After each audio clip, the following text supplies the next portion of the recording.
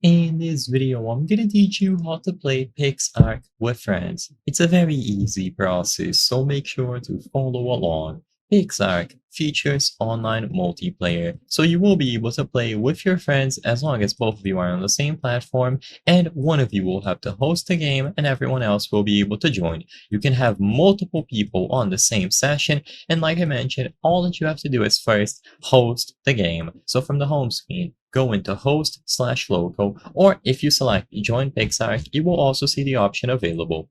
So as you can see at the bottom, you have host game. The very first thing that you should do is customize everything. So you can change the scene, the structures, and the animals, and any other system settings. Make sure that you go through all of this to customize the parameters of this local multiplayer world. And once everything is set up, you will be able to go ahead and choose the host game option. Immediately upon selecting this, you can optionally set up a password, an admin password, and then give it a name. So this should be an easily identifiable name that your friends will be able to find the game by. It is going to appear on the list of available games here, and then they will be able to choose it from the list to join you. Once the host has created the game, they will be able to find the option to join right here. So instead of going over to host, your friends are going over to join, and they will be able to choose the option to join this server listed right here.